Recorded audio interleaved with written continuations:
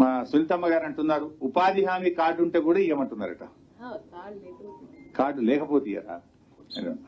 ఇంకో పాయింట్, ఎప్పుడైనా cut off date ఉంటుంది లోన్ వేవర్. మేము 2014లో మా ప్రభుత్వం వచ్చినప్పుడు మా ప్రభుత్వం అధికారంలో వచ్చిన తేదీ నాటికి ఎంతమందికి అయితే రుణాలు ఉన్నాయో వారందరికీ ₹1,00,000 మాఫీ చేస్తాము అన్నాం.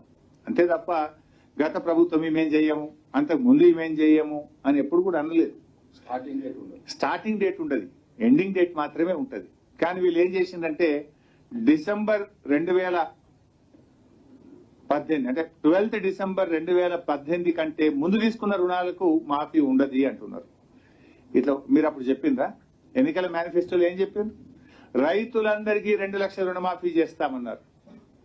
రాష్ట్రంలో 2 లక్షల రూపాయల వరకు రైతులందరికీ రుణమాఫీ చేస్తామన్నారు. కానీ ఇప్పుడు ఏమంటున్నారు?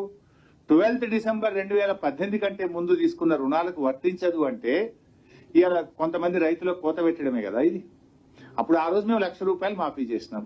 ఎవరైనా 1,00,000కి పైగా తీసుకున్న వాళ్ళు ఉంటే వాళ్ళకి మాఫీ జరగద్దా? ఆ రోజు మేము ₹1,00,000 వరకు ఉన్న రుణాలన్నీ మాఫీ చేశాం. మీరు 2018 డిసెంబర్ కంటే ముందున్న వాళ్ళకు రుణమాఫీ వర్తించదు అనే నిబంధన కొంతమంది రైతులకు ఇది తీవ్రమైన అన్యాయం జరుగుతుంది.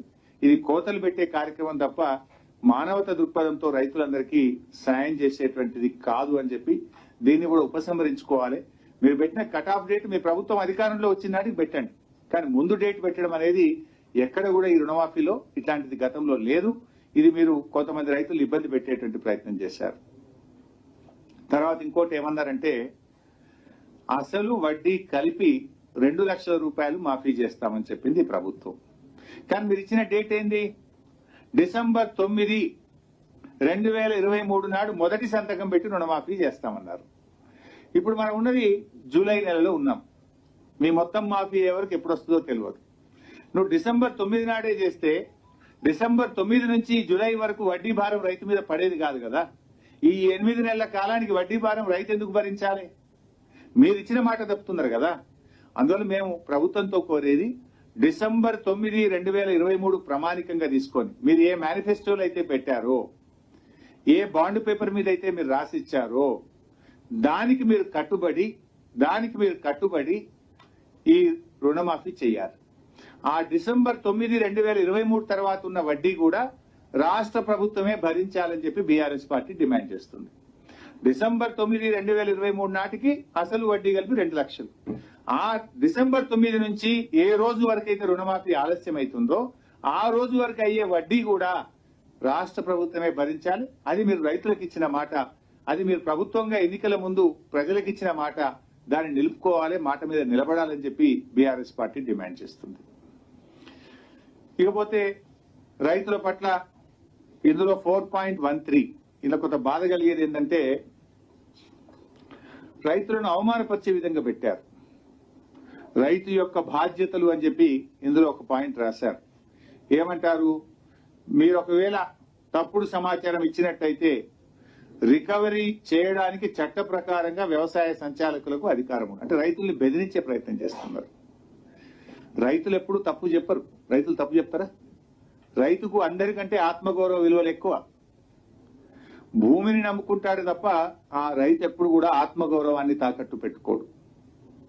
రైతుకు మీరు ఇచ్చేదేదో గౌరవంగా ఇవ్వాలి, కానీ రైతును భయపెట్టొద్దు, రైతును అవమానపరచొద్దు. ఇటువంటి పదాలు వాడడం తీవ్రమైన అభ్యంతరకరాన్ని బీఆర్ఎస్ పార్టీ తెలియజేస్తా ఉంది. అంటే మీ అన్ని ఇట్లే ఉన్నాయి.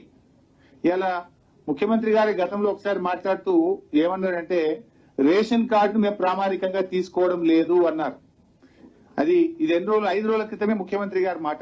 అది కూడా ఒకసారి మీరు చూడండి, ఎట్లా మాట తప్పుతారో కూడా తెలుస్తుంది. రైతు రుణమాఫీపై కీలక వ్యాఖ్యలు చేశారు సీఎం రేవంత్ రెడ్డి. రుణమాఫీకి సంబంధించి 4 రోజుల్లోనే మార్గదర్శకాలు విడుదల చేస్తామని స్పష్టం చేశారు. రుణమాఫీ పొందడానికి రేషన్ కార్డు ప్రామాణికం కాదని స్పష్టం చేశారు. 2 లక్షల వరకు మాత్రమే రుణమాఫీ చేస్తాం. సో ఇంత స్పష్టంగా రేషన్ కార్డు మేము పరిగణలోకి తీసుకోము, రేషన్ కార్డు ప్రామాణికం కాదని 4 రోజుల కింద చెప్పిండు. 4 రోజుల తర్వాత గైడ్ లైన్స్ లో రేషన్ కార్డే ప్రామాణికం అని వచ్చింది. అంటే వీళ్ళన్ని మాటలకు చేతలకు పొంతన లేదు. ఎన్నికల ముందు పరిగెత్తండి అన్నారు.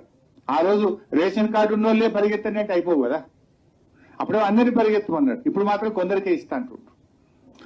అదే వడ్ల విషయంలో అంతే చేసింది కదా. ఎన్నికల ముందు ఏం చెప్పారు? వడ్లకు బోనస్ ఇస్తాము అన్నారు.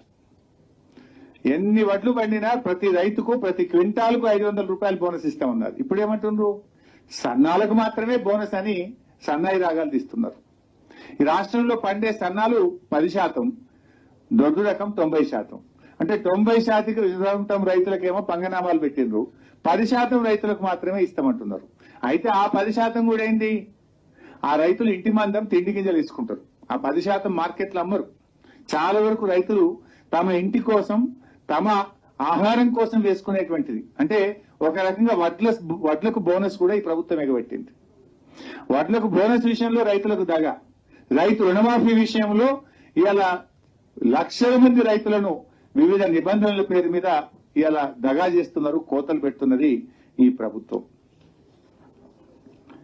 ఇలా మనం అప్పుడప్పుడు కొన్ని హైదరాబాద్ లో సిటీలో హ్యాబిట్స్ కు అటు పోతుంటే 1+1 అంటారు. ఒకటి కొంటే ఒకటి ఫ్రీ, 1+2 ఒకటి కొంటే 2 ఫ్రీ అంటారు.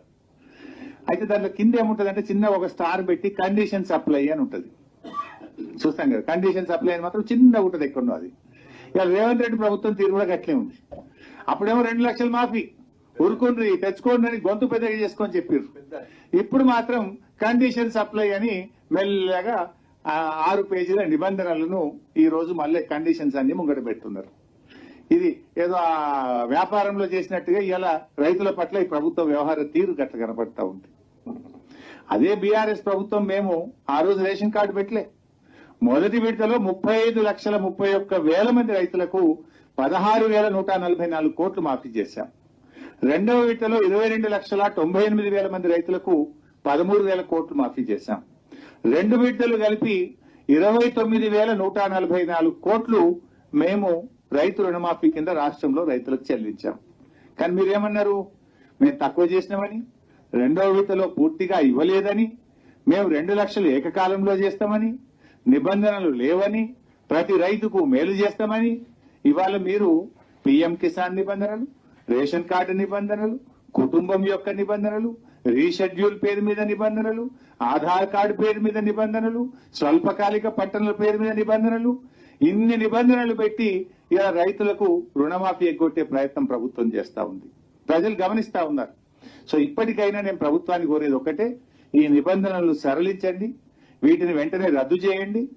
మీరు కేవలం రైతుకు పాస్బుక్ ఉందా లేదా, బ్యాంకుల క్రాప్ లోన్ తెచ్చుకున్నా లేదా, పాస్బుక్ ను ఆధారంగా చేసుకొని క్రాప్ లోన్ తీసుకున్న రైతులందరికీ ఇచ్చిన మాట ప్రకారంగా రుణమాఫీ చేయాలని, డిసెంబర్ 9, 2023కు తేదీ తర్వాత అయ్యే వడ్డీని కూడా రాష్ట్ర ప్రభుత్వమే చెల్లించాలని బీఆర్ఎస్ పార్టీ డిమాండ్ చేస్తుంది.